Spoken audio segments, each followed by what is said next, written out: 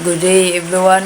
Then diri na punta sa introduction to hostage taking situation. So, una, hostage situation. So unsa man ang definition? So mo ni siya.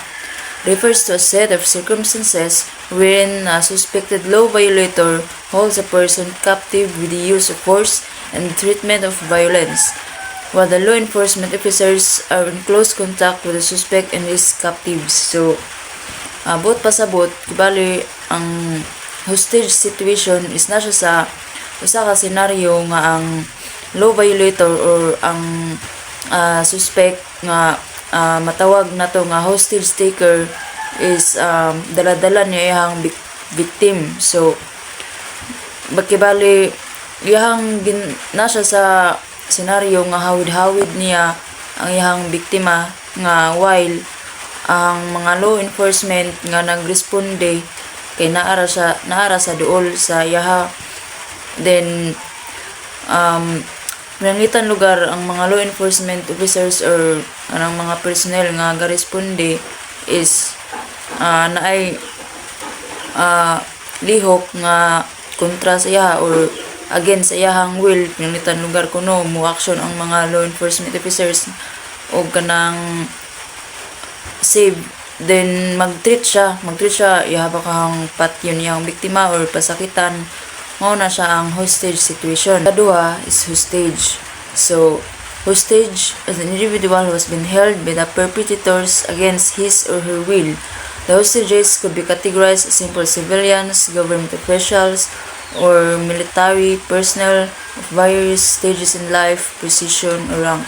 So ang kaning ma-hostage or mabiktima is mao ni sila ang mga tao nga na timingan lugar sa mga hostage takers nga maoy ilahang mahimong hostage depende sa sitwasyon. So posible nga bata, posible nga mga dagko or tigulang, even mga government officials or military mga personnel in various isa na mga posisyon ay mga ranggo, depende sa sitwasyon.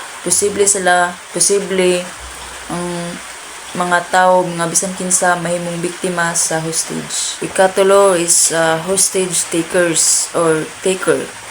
So an individual or group of person who hold another person against his or her will as bargaining chips for purposes of demanding a certain amount of money, self-protection, thwarting any police action, or pursuing personal interest or that of the general public. So kaning mga hostage takers mao na sila ang mga suspect, mao na gini sila ang gabuhat mga law violators, no, na namigapang biktima sa laing mga tao, silang mga gahawid or gapang threat sa mga lahang biktima nga or sa mga law enforcement officers nga ga-responde sa hostage situation. So kanang depende na nila unsa ilahang mga tumong ug tinguha nga nung hostage sila.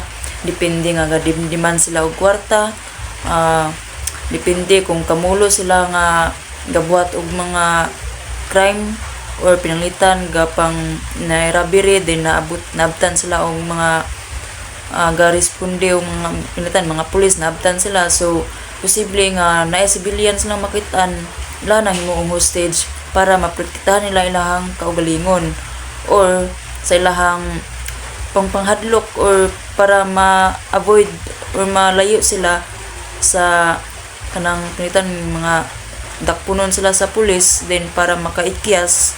So mugamit sila og laing tao para bali matabunan ilang kaugalingon ug dili sila manangitan kung pusilon man ganit sila sa pulis. So dili mabuhat kay naman sila hostage. So mo nang mga hostage takers, mga law violators. Upat, barricade situation. So barricade situation, an incident where a person or in this case of hostage taker maintains a position of cover or concealment and ignores or resists law enforcement personnel. It is reasonable to believe that subject is armed with a dangerous or deadly weapon. So barricade situation is usa na siya ka insidente lugar or lugar kung asa or kung diin ang hostage taker is dito siya dito yang plaster lugar para nga dili siya dali makuha or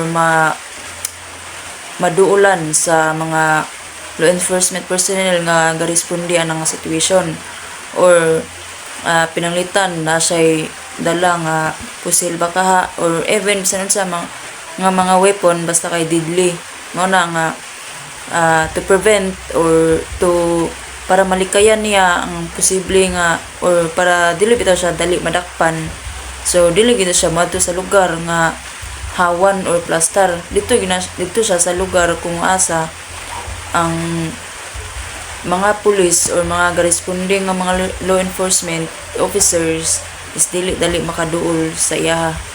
Then naay mga categories sa mga hostage takers. So dili ginaslaingon nga basta-basta pod nga nang hostage sila kay tungod kay trip lang. Napoy mga categories kung anong gapang hostage sila sa problema nila, mga ingana nga situation.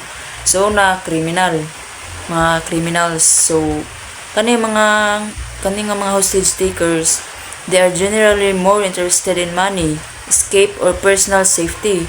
They may have taken hostages in response to unforeseen circumstances and have not really thought out the consequences of what they have done. So kani mga criminals, medyo anad-anad na yun sila kay mga criminals man. So kibali lugar, bisan kabalo sila unsay consequence, wala na sila pakialam basta kay mao na ilahang buhaton pinitan ga ilahang tumong nganong nang hostage sila kay para makagain sila kwarta. So example lugar, kung naay usa ka civilian nga nabalaan nila nga medyo arang-arang kinabuhi dato, so posible nga ilahan ng i-hostage, then tawagan ng pamilya iladang iuli baylo sa kwarta inana nga mga sitwasyon, or pinanglitan baka is prato akong gingon ganina nga pinanglitan last like crime nga gibuhat, or example robbery. So tas naabtan sila sa mga corresponding nga police or law enforcement officers, NBI or bisan unsa.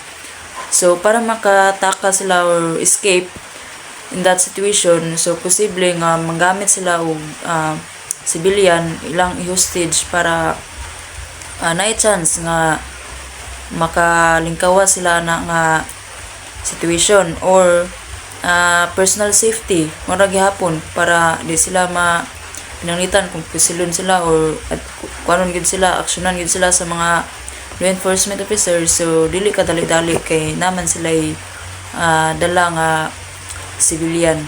Ikaduha kay mentally deranged individuals. So they take hostages because of something that may have provoked them. They probably have not engaged in planning whatsoever. So kanis lang nga mga perpetrator, mga law violators, sabtunon lang dili na sila ingon nga nang hostage sila kay naslay plano nga kriminal, dili nga na ang kanis lang nga mga tao is naay problema sa hunahuna.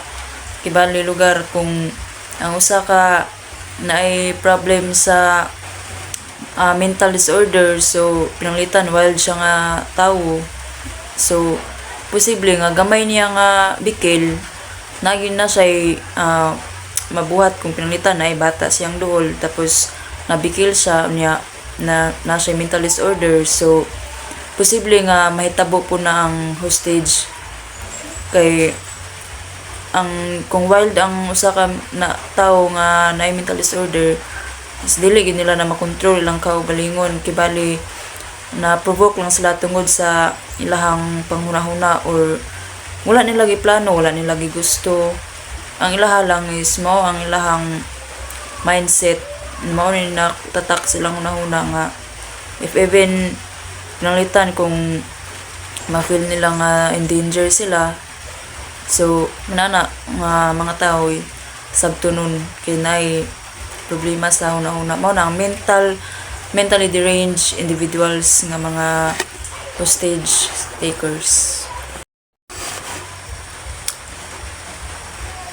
Then ikatulo is terrorists. So kani they tend to be dedicated to the cause and are willing to risk their lives to ensure its success. So kaning mga terrorist kasagara ginani sa mga gira-gira o ilaha pong pwede or kasagara pud nga ma-hostage is kani pong mga military para sa example nga hostage kani kasagara ba ni kay mga kung sa gira kay kaning mga military yun kay kung pinanglitan lugar kung naigira tas ipit na sila dihado na so kung naay individual o naay usa ka military nga nakuha nila pwede nga himuon nila ng hostage para syempre lugar kung napod sila manang ikabaylo ba nga dihado na sila so pwede nga gamiton to nila para kung unsa man ilang plano even kabalo sila nga yung say consequence sila or nagi mahitabo sila pero gitik nila ang risk no para silang success nga mahitabo so dili lang pod ang military pwede nila ma-hostage mingitan kung nasa sila makuha nga civilian so posible gihapon na mahimong hostage nila din mo na kasagara sa mga terrorist nga bisan og delikado ilahang kinabuhi pero gitake nila ang risk para sa ilahang plano nga ma-success. So napoy uban or lahi nga categories sa hostage takers then lahi ang author si Castillo Jr. si Gabaw according to them ang primero nga hostage takers according to their categories is person in crisis so kanisla is these are people who takes hostages during a period of prolonged frustration, despair, and problems. So kani mga tao kay na-depress, nagka-problema, nagka-anxiety, or nawalan og paglaom, mao na nga mabuhat na nila ng pang-hostage, pinalitan kung nasa sa situation nga ni tukar ilang anxiety or ilang depression, tapos ginaay gasurang-surang sa ilaha, di posible nga kana nga nagsurang-surang, mahimo nilang hostage kay murag silbi blanco na ilang hunahuna ba tungod sa problema nga naabot sa ilaha or tungod sa kanang wala na sila laing gi hunahuna kay nawad-an na lagi og paglaom tapos frustration pa na lalom kay sila og kuan ba problema kay tungod sa nahitabo sa ilahang kinabuhi. Then ikaduha is prisoners.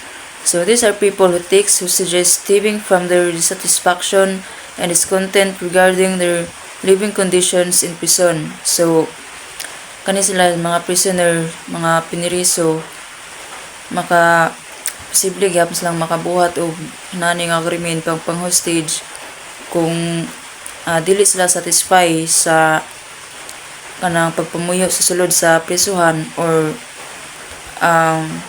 wala sila kaangay sa sitwasyon nila sa sulod or sa kung pinanglitan bag-o pa sila sa prisuhan so dili pa sila komportable then nasla gusto mahitabo nga nasla giplano so posible nga mang hostage siya or sila para mabuhat nila ilahang plano kung unsa man ka samot na og bisan unsaon nila dili gid sila komportable sa sulod sa prisuhan or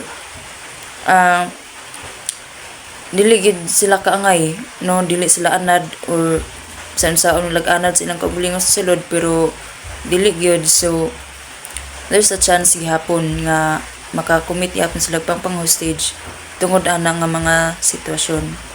So maro na ako and God bless. Thank you.